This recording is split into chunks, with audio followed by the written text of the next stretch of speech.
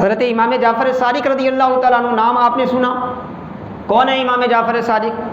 ہم تو لکڑا ہارے کی کہانی سے اس کو سمجھنے کی کوشش کرتے ہیں. اس کہانی میں اور حضرت امام جعفر صادق رضی اللہ تعالیٰ عنہ کی شان و عظمت میں کوئی مناسبت نہیں ہے. اس میں تو ایسی باتیں ہیں کہ معترض کو ہزار قسم کے اعتراض کرنے کا موقع مل جاتا ہے.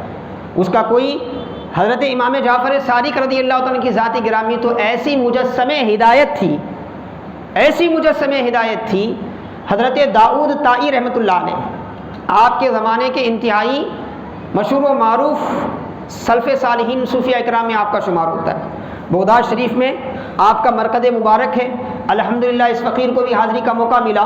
تو حضرت داؤد طائی رحمۃ اللہ علیہ ایک مرتبہ آپ کی بارگاہ میں پہنچے، امام جعفر صادق کی بارگاہ پہنچے. پہنچ کر عرض کیا حضرت امام جعفر صادق سے کہ حضرت آپ نصیحت فرمائیں، آپ نصیحت فرمائیں. میرا دل بڑا پریشان ہے، دنیا مجھ پر غالب آ گئی ہے، دنیا مجھ پر غالب آ گئی ہے.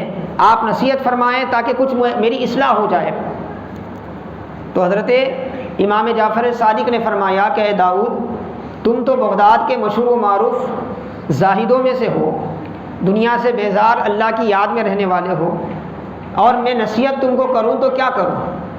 اس کے بعد آپ نے فرمایا میں تو ہمیشہ اسی سوچ میں رہتا ہوں، ہمیشہ اسی خوف میں مبتلا رہتا ہوں کہ کل قیامت کے دن کہیں ایسا نہ ہو کہ میں اپنے جد بزرگوار محمد عربی محمد رسول اللہ صلی اللہ علیہ وسلم کی بارگاہ میں پہنچوں اور آپ کسی وجہ سے مجھے یہ نہ پوچھ لیں کہ آپ نے فلاں میری سنت پوری کیوں نہیں کی.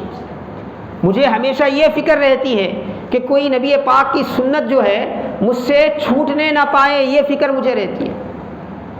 حضرت داؤد طائی رحمۃ اللہ علیہ پر انتہائی حیرت رقت کی ایسی کیفیت طاری ہو گئی کہ آپ نے رونا شروع کیا. فرمایا حضرت آپ کا ایک جملہ کافی ہے، جب آپ جیسی ذی نسب، علم والی، فضل والی، تقوی والی، نسب والی، رسول اللہ صلی اللہ علیہ وسلم سے جن کے تعلق میں کوئی شبہ نہیں ہے، ایسی ذات آپ کی اور آپ کی سوچ اور فکر میں یہ کیفیت ہے، تو داؤد طائی تو ایک معمولی آدمی ہے، میرا کیا ہوگا، میرا کیا ہوگا. اسی کیفیت میں آپ وہاں سے نکل گئے. تو آپ اندازہ کر سکتے ہیں کہ ان کی زندگی کا ایک پہلو سوچنا، ان کی سوچ میں بھی پرہیزگاری، ان کی فکر میں بھی پرہیزگاری. ان کا عمل تو سوچ کا نتیجہ ہوتا ہے نا. عمل جو ہے انسان کے ارادے کا نتیجے کا نام ہے. انسان جو ارادہ کرتا ہے اس کے نتیجے میں عمل نمودار ہوتا ہے، ظاہر ہوتا ہے. تو ان کے ارادوں پر بھی اللہ کی محبت، للہیت، اخلاص اور فکر آخرت اس طرح غالب ہے کہ تنہا بیٹھتے بھی ہیں تو وہ ایک لمحے کے لیے بھی اللہ تبارک و تعالیٰ کی بارگاہ سے حاضر باشی کا جو معاملہ ہے اس سے ایک لمحے کے لیے بھی غافل نہیں ہوتے. اس سے آپ اندازہ کر سکتے ہیں کہ وہ کتنے اونچی سوچ والے تھے، وہ کتنی اونچی فکر والے تھے. اور قرآن وہی کہتا ہے وَكَانُوا يَتَّقُونَ، وہ صاحب یقین بھی ایسے تھے اور اس کے ساتھ ساتھ صاحب تقوی بھی ایسے تھے، صاحب شعار بھی ایسے. اور ان کا مقصد اللہ کو جاننا، اللہ کو ماننا، اللہ کو راضی کرنا، اور پھر جب خود اللہ کی معرفت حاصل کر چکے تو خلق خدا کو اللہ تک پہنچانا.